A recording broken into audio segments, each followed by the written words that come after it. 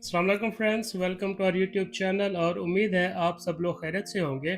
आज की इस वीडियो में मैं आपके कमेंट्स के जवाब दूंगा और मैं कोशिश करूंगा कि ज़्यादा से ज़्यादा कमेंट्स के जवाब दे सकूं ताकि आप सब लोगों के नॉलेज में इजाफा हो, आप सबकी इन्फॉर्मेशन में इजाफा हो। तो देखते हैं आज का पहला कमेंट। ये कमेंट किया है, इनका आईडी है एनिमल कॉमेडी हब और इनका नाम है हाफिज आबिद।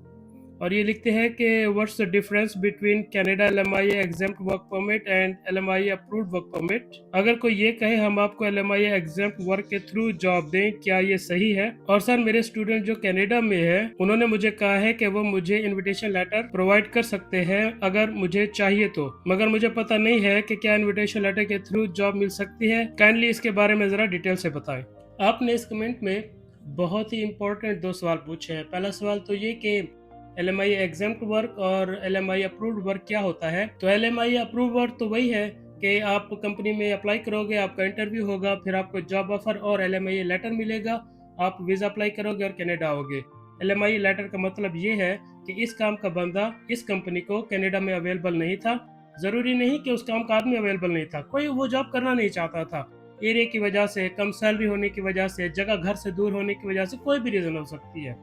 उस काम के लिए किसी ने अप्लाई नहीं किया तो अब उसने बाहर से बंदा मंगवा लिया। ये होता है LMIA अप्रूव्ड वर्क परमिट। दूसरी तरफ जो LMIA एग्जेम्प्ट जॉब्स होती है वो इस तरह से होती है कि जैसे आजकल अरविंद को और मकेन को गवर्नमेंट ने अप्रूवल दे दिया है कि आप बगैर LMIA के किसी को भी हायर कर लो, तो इस तरह की जॉब्स को कहते हैं LMIA एग्जेम्प्ट जॉब्स। इससे कोई फर्क नहीं पड़ता कि उस काम का आदमी कंट्री में अवेलेबल था या नहीं, कंट्री में किसी ने अप्लाई किया या नहीं। वो कंपनी की मर्जी है कि यहाँ के बंदे को हायर करें या बाहर के बंदे को हायर करें, उससे गवर्नमेंट ने नहीं पूछना। इसके अलावा कुछ और भी LMIA एग्जाम्प्ट होते हैं, वर्क परमिट्स या वीजे होते हैं। जैसे कि कोई यहाँ स्टूडेंट आता है तो उसके साथ जो उसका हस्बैंड या वाइफ आएगी, उसे जो वर्क परमिट मिलेगा या वीज़ा मिलेगा वो विदाउट LMIA के मिलेगा। इसी तरह स्टूडेंट जब अपनी पढ़ाई पूरी कर लेगा फिर जो स्टूडेंट को वर्क परमिट मिलेगा वो LMIA एग्जाम्प्ट वर्क परमिट होगा। इसी तरह जो लोग डायरेक्ट किसी प्रोग्राम के थ्रू यहाँ आते हैं, जैसे कि AIP हो गया या PNP हो गया या GTS हो गया, तो इन प्रोग्राम के थ्रू अगर किसी का वीज़ा अप्लाई होता है तो वो LMIA के साथ भी हो सकता है और LMIA के बगैर भी हो सकता है। वो डिपेंड करता है कि जो एम्प्लॉयर है उसको बंदा कितना अर्जेंट चाहिए या उसको बंदा कितना स्लो चाहिए। यानी अगर एम्प्लॉयर आपको अगले साल के लिए हायर कर रहा है तो वो फिर आपका प्रोसेस स्लो चलाएगा, LMIA वगैरह वाली चीज़ों में जाएगा। लेकिन अगर उसे आप अभी चाहिए, महीने 2 महीने 6 महीने में चाहिए, तो हो सकता है वो ज़्यादा फीसें भर के आपके लिए LMIA एग्जाम्प्ट वाला वर्क परमिट या वीज़ा निकलवा दे। इसके अलावा कनाडा का अगर किसी कंट्री के साथ कॉन्ट्रैक्ट है कि उस कंट्री के लोग कनाडा में बगैर LMIA के जॉब करने आ सकते हैं, तो उनको भी जो वीज़ा निकलता है उनका वो विद LMIA एग्जाम्प्ट वीज़ा होता है, LMIA एग्जाम्प्ट वर्क परमिट होता है। ये कंट्रीज जो मुझे मालूम है वो 2 हैं, हो सकता है उससे ज़्यादा भी हो। एक है USA और दूसरा है मैक्सिको। इसके अलावा अगर एक कंपनी है जिसका एक ऑफिस पाकिस्तान में है और एक ऑफिस कनाडा में है और वो अपने एक एम्प्लॉय को पाकिस्तान ऑफिस से यहाँ ट्रांसफ़र करते हैं, तो इससे कोई फ़र्क नहीं पड़ता कि यहाँ उसकी जॉब की रिक्वायरमेंट है या नहीं, कंपनी इंटरनली ट्रांसफ़र कर सकती है।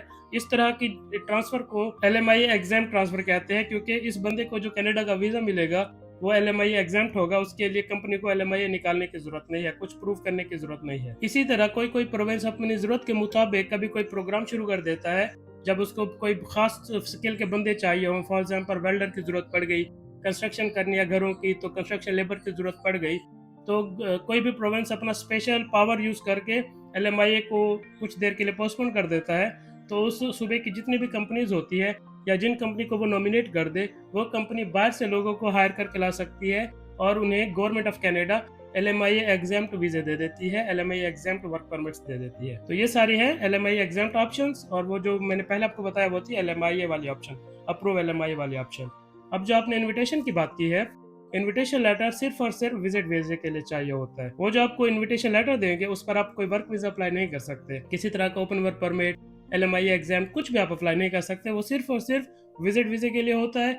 इसी तरह से जो स्पॉन्सर लेटर होता है वो किसी फैमिली मेंबर को यहाँ बुलाने के लिए होता है। इनविटेशन लेटर किसी नोन या अननोन किसी को भी यहाँ पर विजिट के लिए बुलाने के लिए होता है। इनका ताल्लुक वर्क वीजे से या वर्क परमिट से नहीं है। इसी तरह अगर आपको कोई एजेंट या कोई कंसल्टेंसी ये कहे कि हम आपका कनाडा का वीज़ा लगवा देंगे, हम आपके लिए वहाँ से इनविटेशन लेटर मंगवा देंगे, तो आप इसी बात से ही समझ जाना कि वो आपके साथ फ्रॉड कर रहा है, जब उसने ये कहा कि हम इनविटेशन लेटर से आपका वीज़ा करवा देंगे।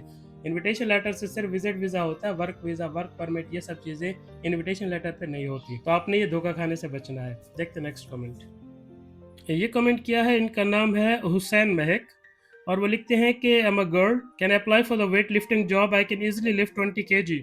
इन्होंने कहा है कि क्या मैं कोई हैवी जॉब अप्लाई कर सकती हूँ, हैवी काम वाली जॉब, और मैं 20 किलो आसानी से उठा सकती हूँ।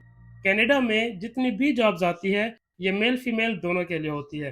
कनाडा में सिस्टम ये है कि यहाँ पर मेल फीमेल, हस्बैंड वाइफ सब लोग काम करते हैं। हमारी कंट्रीज की तरह विमेन को घरों में नहीं बिठाया जाता। यहाँ पर मेल फीमेल दोनों के काम करने का कॉन्सेप्ट है। इवन के पेरेंट्स भी जब उनकी बेटी 16 साल की 18 साल की होती है तो वो उसे जॉब करने के लिए अप्रिशिएट करते हैं कि जॉब करो, पर्सनालिटी को डेवलप करो। मेरी बताई हुई जितनी भी जॉब्स हैं वो मेल फीमेल दोनों के लिए होती हैं। आप सब जॉब्स पर अप्लाई कर सकते हो, आपको उन जॉब्स पर सिलेक्ट भी किया जा सकता है, आपका इंटरव्यू भी होगा, वीजा भी मिलेगा। कंपनी को अगर आपकी प्रोफाइल सही लगेगी तो वो मेल फीमेल का फर्क नहीं देखेगी, वो बस आपको हायर कर लेगी। यहाँ पर मेल फीमेल वाली कोई डिस्क्रिमिनेशन नहीं होती है।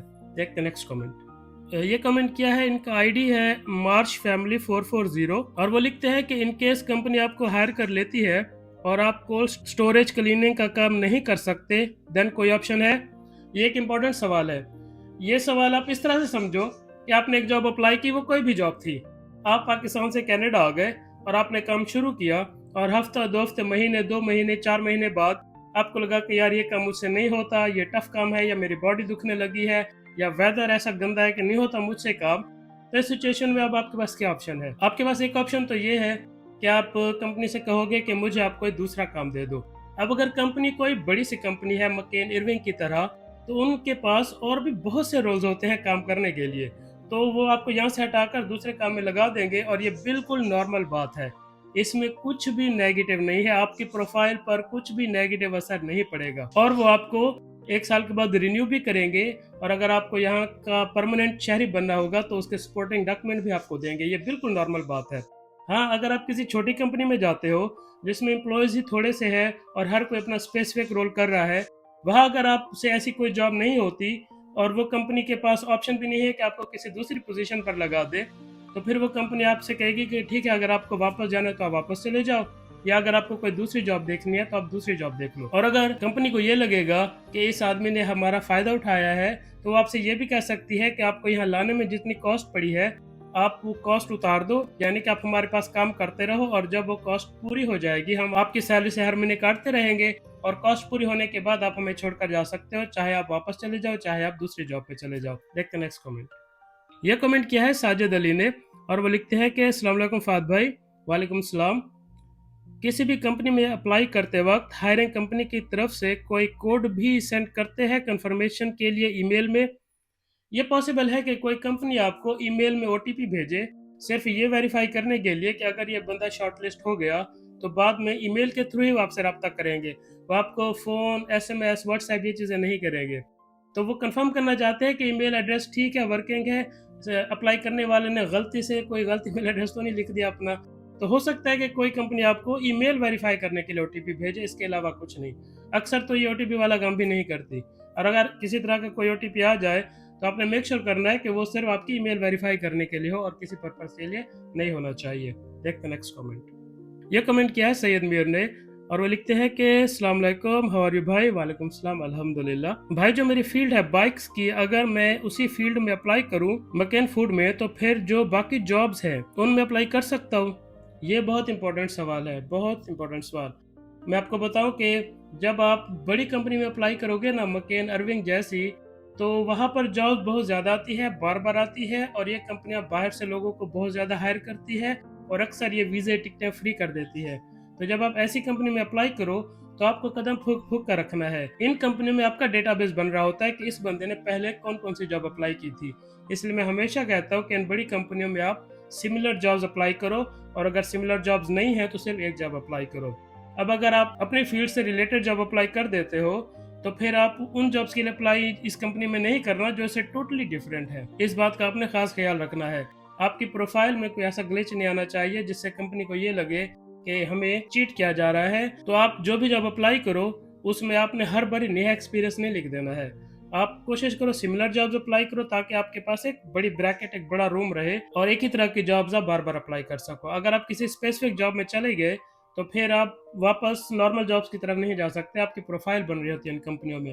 हाँ, जो छोटी कंपनीज़ हैं, जिनमें कभी-कभार एक आध बार जॉब आती है, उस पर आप चांस ले सकते हैं। देखते हैं नेक्स्ट कमेंट। ये कमेंट किया है अबू हुरैरा ने, और वो लिखते हैं कि फ़ाद भाई, एक दफ़ा मैंने दुबई के लिए चेस्ट एक्सरे करवाया फॉर वर्क परमिट, बट वो फेल हो गया था। उसमें निशान आ गए थे। डॉक्टर ने मुझे कहा था कि आप शायद बचपन में बीमार हुए थे, जैसे नमोनिया वगैरह, तो उसके निशान है। क्या कनाडा के वर्क परमिट के लिए भी इशू बन सकता है? अगर हाँ, तो इसे कैसे ठीक किया जाए? Please reply. ये इंपॉर्टेंट सवाल है, और मेडिकल में कॉम्प्लिकेशंस किसी के साथ भी हो सकती है। इन्होंने एक एक्सरे की कॉम्प्लिकेशन बताई है। मैंने एक वीडियो बनाई थी जिस पर मैंने यूरिन के बारे में बताया था कि उसका जब टेस्ट होता है तो उसकी कॉम्प्लिकेशन से कैसे बचा जाए। एक्सरे के बारे में भी मैं एक डिटेल वीडियो बना दूंगा, लेकिन अभी मैं आपको इसका आंसर क्विकली दे दूं कि हाँ, आप इस प्रॉब्लम से बच सकते हो। होगा ये कि जब आप अपना मेडिकल कराने के लिए जाओगे कनाडा के लिए, जब आप अपना मेडिकल कराने जाओगे और आपका एक्सरे होगा और उसमें निशान आएंगे, तो आप क्या करोगे कि वो मेडिकल पर जाने से पहले आप किसी डॉक्टर से एक मेडिकल सर्टिफिकेट बनवाओगे जिसमें ये लिखा होगा कि आपके एक्सरे के जो ये निशान है, ये बचपन के हैं, पुराने हैं और ये इनएक्टिव है। और आपने ये मेक श्योर करना है कि वो जो डॉक्टर होगा वो सरकारी डॉक्टर होना चाहिए, सरकारी नौकरी वाला डॉक्टर होना चाहिए, और उसका जो लेटर हेड है वो भी सरकारी होना चाहिए। उस पर वो आपकी क्लैरिफिकेशन लिख कर देगा कि ये निशान पुराने हैं, बचपन के हैं, इनएक्टिव है। साथ में वो अपना साइन करेगा, स्टैंप लगाएगा, और उसके हॉस्पिटल में या उसने जो आपसे एक्सरे करवाया था वो एक्सरे आप साथ लगाओगे। फिर जब आप कनाडा के मेडिकल के लिए जाओगे एक्सरे करने के लिए, और आपके एक्सरे में ये चीज़ें आएंगी, तो उस हॉस्पिटल को आप अपने ये डॉक्यूमेंट्स प्रोवाइड करोगे, आपका एक्सरे और डॉक्टर का लेटर, और उस लेटर में डॉक्टर की कॉन्टैक्ट डिटेल्स भी होगी वेरिफिकेशन के लिए। हो सकता है कि कनाडा उनसे वेरीफाई कर ले कि हाँ, ये आपने दिया था, ये फेक लेटर तो नहीं है। बस इतना ही वेरीफाई होगा, वो डॉक्टर कह देगा हाँ मैंने किया, तो बस हो गया सब। और जिस हॉस्पिटल में आप मेडिकल करने जाओगे, आप उनसे कहोगे कि मेरी मेडिकल रिपोर्ट के साथ आपने ये भी अपलोड करना है, क्योंकि वो हॉस्पिटल आपका मेडिकल डायरेक्ट कैनेडा को अपलोड करता है। तो ये वाले डॉक्यूमेंट्स भी वो स्कैन वैन करके साथ अपलोड कर देगा। जिस तरह पाकिस्तान में काम सीधे सीधे नहीं होते, तो कुछ लेना देना पड़ जाए तो आप वो भी कर लेना, लेकिन आप ये मेक श्योर करना कि ये जो आप डॉक्यूमेंट्स बनवा कर आए हो, ये आपके मेडिकल के एक्सरे के साथ जाने चाहिए आगे। इस तरह आपका एक्सरे 100% क्लियर हो जाएगा, अप्रूव हो जाएगा। देखते हैं नेक्स्ट कमेंट। ये कमेंट किया है एनिमल कॉमेडी हब, इनका आईडी है और इनका नाम है हाफिज आबिद। वो लिखते हैं कि फाद भाई वर्चुअल इवेंट के बारे में इंफॉर्मेशन दे, ताकि हम भी डायरेक्ट एम्प्लॉयर के साथ राब्ता करके जॉब ले सके। हम भी ये सब कोशिश इसलिए कर रहे हैं ताकि इन फ्यूचर, अगर इंशाल्लाह बेहतर फ्यूचर के लिए। ये इंपॉर्टेंट सवाल है। वो पूछ रहे हैं कि हायरिंग इवेंट के बारे में बताइए। इस सवाल से मुझे क्लियरली पता चल गया कि आप बहुत रिसर्च करते हो, और आप बिल्कुल सही कर रहे हो। इसी तरह ही कनाडा का वीज़ा मिलेगा आपको इंशाल्लाह, और आप यहाँ आ जाओगे। कनाडा में वर्चुअल इवेंट होते रहते हैं। जब भी किसी सेक्टर में, किसी सूबे में किसी खास तरह के लोगों की कमी हो जाती है, तो कनाडा उन लोगों को बाहर से हायर करके यहाँ लाता है। तो गवर्नमेंट वर्चुअल इवेंट हायर करती है, जिसमें लोग या तो ऑनलाइन शामिल होते हैं, या फिर लोग जिस जगह इवेंट हो रहा होता है वहां जाकर उसमें पार्टिसिपेट करते हैं, और वहां पर एम्प्लॉयर और गवर्नमेंट दोनों आए होते हैं।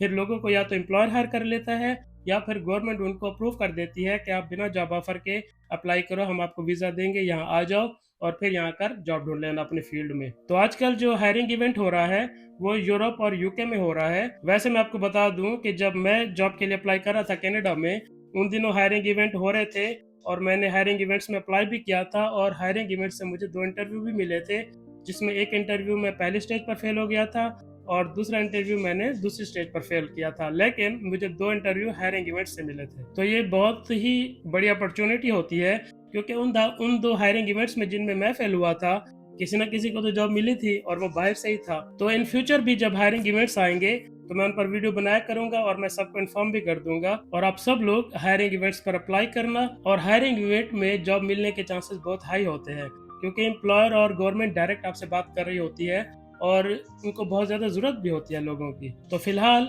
यूके और यूरोप में हायरिंग इवेंट हो रहा है। ये होता रहता है, कभी दुबई में होता है, कभी पाकिस्तान में, कभी कहीं कभी कहीं। तो फॉर एग्जांपल अगर पाकिस्तान में हायरिंग इवेंट हो रहा है, तो आपके पास 2 ऑप्शंस होंगी कि जहाँ हायरिंग इवेंट हो रहा है इस्लामाबाद में या जहाँ भी, आप इन पर्सन वहाँ जा सकते हो। वहाँ पर कनाडा के नुमाइंदे बैठे होंगे, आप उनसे बातें करोगे, एम्प्लॉयर के नुमाइंदे बैठे होंगे, आप उनसे बातें करोगे, हो सकता है आपको वहाँ जॉब ऑफर मिल जाए। या फिर आप ऑनलाइन उनको ज्वाइन करोगे, आप अपनी सीवी भेजोगे, फिर इंटरव्यू वगैरह सारा कुछ, जैसे मेरे 2 इंटरव्यू हायरिंग इवेंट से हुए थे। देखिए, इंटरव्यू फेल करने से भी आपको फ़ायदा ही होता है कि आप ग्रो करते हो। मैंने पहला इंटरव्यू फर्स्ट स्टेज पर फेल किया, मुझे समझ आ गया मैंने क्या-क्या गलती की थी। दूसरा इंटरव्यू मैंने सेकंड स्टेज पर फेल किया, फर्स्ट स्टेज उसकी मैंने क्लियर कर ली क्योंकि मैं गलतियाँ करके सीख के बैठा था। इसी तरह जो लोग जॉब्स अप्लाई कर रहे हैं ना, ये ऐसा-ऐसा सीख रहे हैं कि हमारी सीवी अगर अप्रूव नहीं हो रही तो सीवी को बेहतर बनाएँ। फिर एक वक़्त आएगा, सीवी अप्रूव होना शुरू हो जाएगी, इंटरव्यू मिलने शुरू हो जाएँगे, लेकिन इंटरव्यू में फेल हो रहे होंगे शुरू में। फिर एक वक़्त आएगा जब इंटरव्यू फेल करके आप इतना सीख जाओगे कि फिर इंटरव्यू भी पास हो जाएगा, जॉब ऑफर मिल जाएगा, फिर कनाडा। तो ये लर्निंग प्रोसेस होता है, ये इसी तरह ही होता है। देखते हैं नेक्स्ट कमेंट। ये कमेंट भी इन्हीं का है, एनिमल कॉमेडी हब का। मैं कमेंट्स की कोई तरतीब बना के नहीं बैठा होता, वो जैसे आते रहते हैं मैं रिप्लाई करता रहता हूँ। तो अगर किसी का कमेंट मिस हो जाए तो आई एम रियली सॉरी। तो ये हाफिज़ आबिद है, ये लिखते हैं कि नाइस फहद भाई, ऐड पर लैंग्वेज तो फ्रेंच का कह रहे हैं, तो इंग्लिश नहीं चलेगी?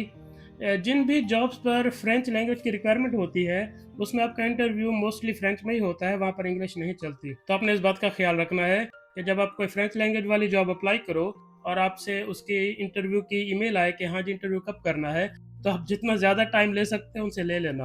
हफ्ते का, 2 हफ्ते का, 10 दिन का मैक्सिमम टाइम उनसे ले लेना, ताकि उतने दिनों में आप फ्रेंच पढ़ के, सीख के, समझ लो।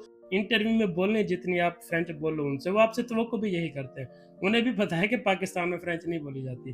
तो आपने टाइम ज़्यादा ले लेना है इंटरव्यू से पहले और सीख लेनी है थोड़ी-सी, और बाकी जो फर वाली फ्रेंच है वो बंदा यहाँ आकर सीख जाता है। तो देख नेक्स्ट कमेंट। ये कमेंट किया है एम महमूद, इनका आईडी है, और वो लिखते हैं कि उनके पास अरविंद से रिप्लाई आया था, उन्होंने वो पूरा रिप्लाई यहाँ पर कॉपी पेस्ट कर दिया कि thank you for your interest, we appreciate time, we will not be moving with your application. यानी कि उन्होंने अप्लाई किया था और उनको जॉब नहीं मिली, तो वो जो एक तरह से रिजेक्शन की रिप्लाई आती है ना, वो लिख कर बता रहे हैं कि मैंने 200 से ज़्यादा बार अप्लाई किया है, लेकिन मुझे यही रेस्पॉन्स आता है, तो it is not easy for foreigner to get hired in Canada. तो वो लिखते हैं कि बाहर के लोगों को कनाडा में जॉब लेना इतना आसान नहीं है, और उनको किसी ने रिप्लाई भी कर दिया है। मैं अपना रिप्लाई भी बताता हूँ इस सवाल का। मैं पहले दूसरा रिप्लाई पढ़ लूँ। और जिन्होंने ये रिप्लाई किया है उनका नाम है जुनैद लियाकत, और वो लिखते हैं कि भाई आपकी बात ठीक है, लेकिन फाद भाई ने भी ऐसे अप्लाई किया था, उनकी भी जॉब ऐसे हुई, वर्क परमिट पर कनाडा गए थे। अब हम भी यही कर रहे हैं, अगर किस्मत साथ दे तो हम भी कनाडा जा सकते हैं, बस हिम्मत नहीं हारनी चाहिए। बहुत ही खूबसूरत जवाब दिया इन्होंने। बिल्कुल ऐसा ही हुआ था। मुझे नहीं पता कि मैंने कितना अप्लाई किया था, लेकिन मैंने 200 से तो ज़्यादा बार अप्लाई किया था। मैंने 1.5 साल अप्लाई करता रहा, और मैं रोज़ाना कम से कम 1 जॉब अप्लाई करता था। 1 साल में 365 दिन होते हैं, तो मेरे 1.5 साल की अप्लाई ही 400 से ज़्यादा बनती है। मुझे कभी कोई रिप्लाई नहीं आया, फेल का भी रिप्लाई नहीं आया। 1.5 साल के बाद मुझे रिप्लाई आने शुरू हुए, जब मैं सीख-सीख के सीवी इम्प्रूव कर के सिस्टम को समझ, यानी कि मुझे शुरू में तो ये भी पता नहीं था कि एलएमआई वाली जॉब अप्लाई करनी है सिर्फ। ऐसी बहुत सी चीज़ें थी, कभी मैं इस पर डिटेल में वीडियो बनाऊँगा। तो 1.5 साल के बाद मुझे रिप्लाई आने शुरू हुए। शुरू में मुझे रिजेक्शन के ही सारे रिप्लाई आ ही जा रहे थे। फिर एक अरसा गुज़रा, उसके बाद मुझे इंटरव्यू के आने शुरू हुए, फिर इंटरव्यू फेल करता रहा। यानी कि मुझे 2.5 साल तो खाली इसी प्रोसेस में लग गए। जब मेरा जॉब ऑफ़र आया तो मैं 2.5 साल ये स्ट्रगल करके बैठा था। फिर उसके बाद वीज़ा प्रोसेस होने में और सारा कुछ होने में मज़ीद वो 2 साल और लग गए। डॉक्यूमेंट इकट्ठे करो, ये वो दिस दैट। तो इतना टाइम मुझे लगा था, लेकिन ऐसे शख्स से मैं मिल चुका हूँ जो सिर्फ 2 हफ्ते में कनाडा आ गया था। यानी कि आया तो 1 महीने बाद था, उसका वीज़ा, जॉब ऑफ़र ये सब 2 हफ्ते में हो गया था, और वो फिर महीने में कनाडा आ गया। तो ये डिपेंड करता है कि आप जिस तरह ये जुनैद इकबाल ने कहा कि एक लक फैक्टर भी होता है। तो किसी की लक ऐसी तेज़ होती है कि उनको 2 हफ्ते में जॉब ऑफ़र और वीज़ा मिल जाता है और महीने में वो कनाडा आ जाते हैं। किसी की थोड़ी स्लो चल रही होती है, किसी की मतलब सोई पड़ी होती है। तो एक लक फैक्टर तो है, लेकिन आपको कोशिश करते रहना चाहिए, क्योंकि कनाडा का जॉब ऑफ़र, कनाडा का वीज़ा उसी को मिलेगा जो अप्लाई करेगा। जो अप्लाई ही नहीं करेगा उसको घर आकर थोड़ी ना किसी ने जॉब ऑफ़र और वीज़ा देना है। और सारी दुनिया कनाडा अप्लाई कर रही है। अगर पाकिस्तानी नहीं करेंगे तो मार्केट है पूरी दुनिया। कनेडियन एम्प्लॉयर कहीं से भी बंदा उठा लेंगे। नेपाल से, फिलिपाइन, बांग्लादेश, कहीं से भी, इंडिया से कहीं से भी उठा लेंगे। Dubai, Qatar, Saudi Arabia, Africa पड़ा है सारा, अफ्रीका वाले बहुत अप्लाई करते हैं। तो अगर हमें यहाँ आना है तो कोशिश भी हमें करनी पड़ेगी, चाहे वो 200 बार करनी पड़े, 2000 बार करनी पड़े। कोशिश आप करते रहो, किसी ना किसी दिन लक चल जाएगी और काम बन जाएगा। तो ये जो जुनैद लियाकत का रिप्लाई है, ये बहुत ही पॉजिटिव, बहुत ही खूबसूरत रिप्लाई है। इसी तरह ही होना चाहिए। आपको बस लगे रहना है, कोशिश करते रहना है। हाँ, आप सब कुछ छोड़कर इस चीज़ पे ना बैठ जाओ। आप साथ कोई जॉब भी करते रहो और इसको भी रोज़ाना टच करते रहो। जिस तरह मैंने किया था, मैं जॉब भी कर रहा था और ये काम भी रोज़ाना कर रहा था।